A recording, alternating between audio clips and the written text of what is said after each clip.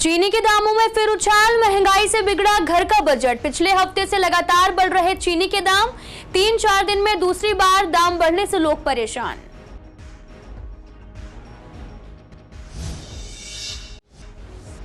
अड़तालीस घंटे के अंदर न्यू उस्मानपुर में हुई फायरिंग का मामला सुलझा। पुलिस ने 2 युवकों को जाफराबाद मेट्रो स्टेशन के पास से किया गिरफ्तार।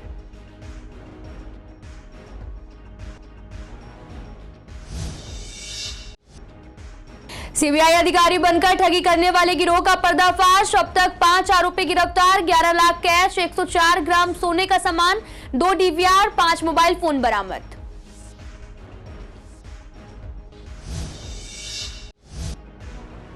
दो दोस्त की अलग अलग जगह हुई मौत की गुत्थी अनसुलझी। दोनों मृतकों के मोबाइल से उनके संबंधों की जानकारी जुटा रही पुलिस। पोस्टमार्टम के बाद परिजनों ने किया अंतिम संस्कार।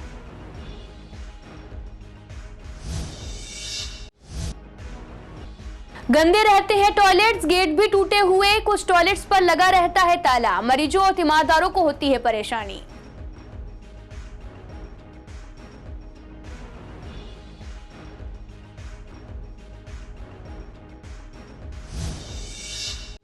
नमस्कार, मैं आपके साथ अंकिता पाल। आप सभी का पूर्व दिल्ली खास में एक बार फिर से स्वागत है। रुक करते हैं खबरों की तरफ। लगातार बढ़ती महंगाई से लोग काफी परेशान हैं। कभी आटा तो कभी दाल और कभी चीनी। एक बार फिर से चीनी के दामों में तेजी देखी गई है।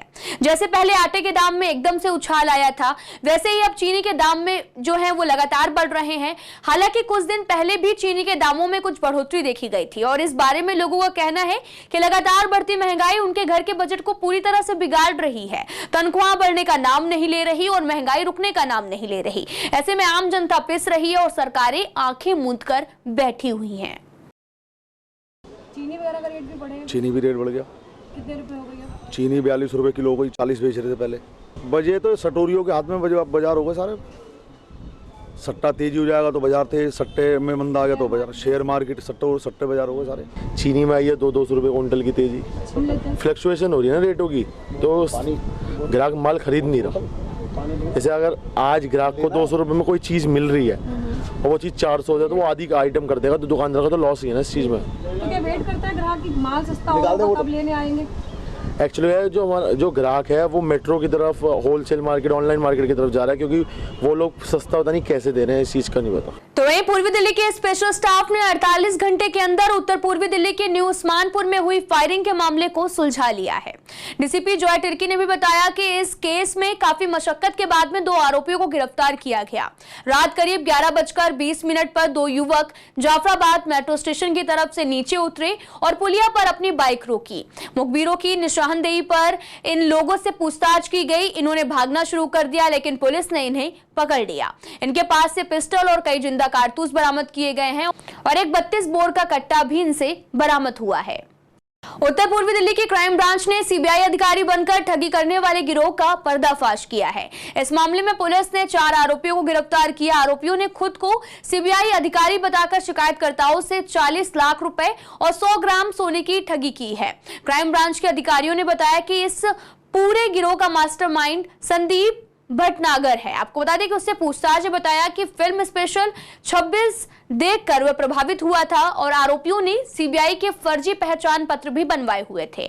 साथ में वॉकी टॉकी रखते थे और इनके पास से 11 लाख रुपए, 104 ग्राम सोने का सामान, 2 डीवीआर, 5 मोबाइल फोन भी बरामद हुआ है। फर्श बाजार थाने में इनके खिलाफ केस दर्ज हुआ है। इसके बाद ये पूरा मामला क्राइम ब्रांच को सौंप दिया गया।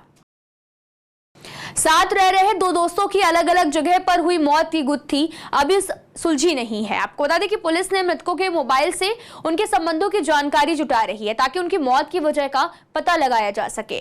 न्यू मॉडर्न शहदरा में साथ रहने वाले 2 दोस्त संदीप ने जहर खाकर और पवन ने सूरजमल विहार की लीला होटल की 5वीं मंजिल से कूदकर जान दे दी। वे 6 महीने से साथ रह रहे थे और आपको बता दें कि संदीप के परिजन उनका विरोध भी कर रहे थे, जिसके चलते दोनों घर से चले गए थे। संदीप के परिजनों ने बताया कि संदीप का पोस्टमार्टम कराकर उनका अंतिम संस्कार कर दिया गया। वहीं पवन का पोस्टमार्टम कल हुआ है और आज उनका अंतिम संस्कार हो रहा। संदीप की बहन ने बताया कि उनके पास पवन की कॉल आई थी। उन्होंने ये भी कहा कि संदीप को आईसीयू में भर्ती कराया गया, तभी उनका भाई अस्पताल पहुंचा तो डॉक्टर ने संदीप को मृत घोषित कर दिया। कह रहा है कि मेरे दोस्त है ना, थोड़े दिन बाद मैं कहीं और कमरा दिवा दूंगा उसे। मैंने ठीक है दिवा देना। 1-1.5 महीने बाद मैंने अपने हस्बैंड को बोला तो कहने लगे थोड़े दिन और रुक जा, मैं दिवा दूंगा। पर उन्होंने कमरा नहीं दिवाया। वो दोनों साथ ही रहते थे, एक कमरे में बंद। कहाँ काम करते थे, पर काम वो नाई का करते थे, बाबर पार्लर टाइप। वो पुलिस आई थी रात को, तो उसने संदीप का फ़ोन और जी उसका फ़ोन फ़ोटो दिखाई, तो हमें पता लगा कि उसने होटल से कूद के डेड हो गया। जीडीबी अस्पताल में हर रोज तकरीबन हजारों की तादाद में मरीज और उनके तीमारदार आते हैं। साफ सफाई के मामले में यहाँ की व्यवस्था चरमराई हुई है। यहाँ पर बने टॉयलेट बेहद खराब हालत में है और इस बारे में हमारी संवाददाता ने यहाँ पर इलाज करा रहे मरीजों से बात की। उनका कहना है कि यहाँ कुछ टॉयलेट्स में ताले भी लगे हुए हैं और मरीजों के लिए वेटिंग एरिया में जो भी टॉयलेट्स हैं उनमें नियमित सफाई नहीं होती। ये काफी गंदे रहते हैं और इतना ही नहीं, उनके गेट भी टूटे हुए हैं। लेडीज और जेंट्स दोनों ही टॉयलेट की हालत काफी खराब है। अस्पताल के प्रशासन को इस पर कार्रवाई करनी चाहिए ताकि यहाँ पर आने वाले हजारों मरीजों और उनके तीमारदारों को राहत मिल सके। नहीं, यहाँ के बाथरूम बहुत गंदे हैं और बाथरूम भी टूट रहे हैं।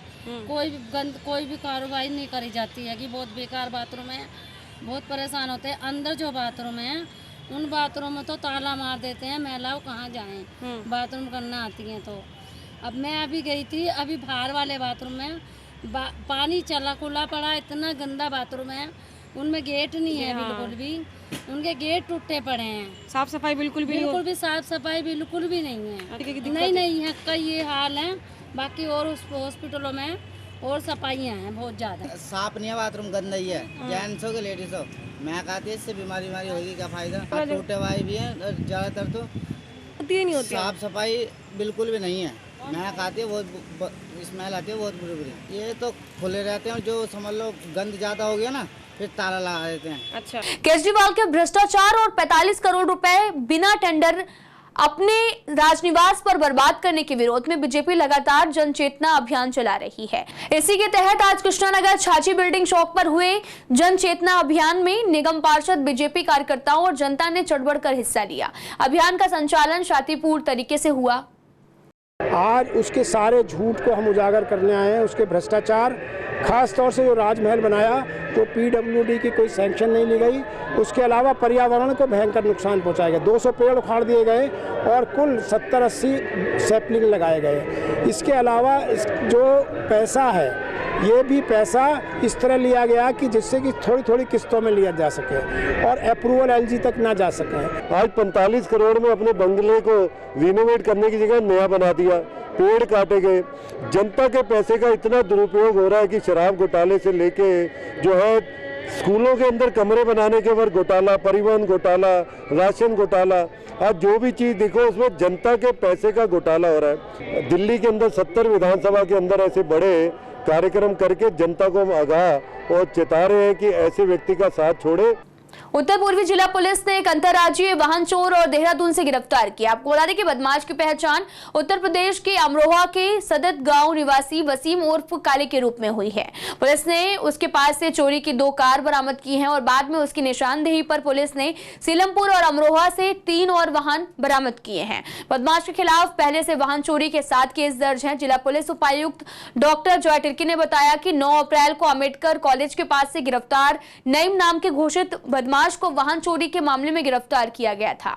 उसके पास से 2 पिस्टल और चोरी के कई वाहन बरामद किए। उसी ने पूछताछ में अपने साथी वसीम के बारे में बताया था। वसीम लगातार अपने ठिकाने बदल रहा था, वह इंटरनेट कॉलिंग करता था। सर्विलांस के जरिए पुलिस ने उसे उत्तराखंड के देहरादून से गिरफ्तार किया है और आरोपी ने बताया कि वाहन चुराने के बाद में वह नंबर प्लेट बदल देता था। अपने गिरोह के साथ वह दिल्ली एनसीआर में वाहन चोरी करता था। उत्तर पूर्वी दिल्ली के सीलमपुर में आपसी विवाद में गोलियां चलाने वाले 3 बदमाशों को पुलिस ने गिरफ्तार किया है। आरोपी का नाम फैजल आदिल और उर्फ राजा और आशा असगर है। आपको बता दें कि इनके पास से 2 पिस्टल और 2 जिंदा कारतूस बरामद किए गए। डीसीपी डॉक्टर जॉय तिर्की ने बताया कि रात 11:08 पर पुलिस को सूचना मिली थी कि सीलमपुर के ए ब्लॉक में कुछ युवकों ने गोलियां चलाई हैं और साथ ही आपको बता दें कि मौके पर पहुंची पुलिस को पता चला कि सोनू नाम के एक शख्स का किसी बात पर इलाके के रहने वाले 3 लोगों से विवाद हुआ था। आरोप है कि कुछ देर बाद आरोपी वापस लौटे और ताबड़तोड़ गोलियां बरसा दी।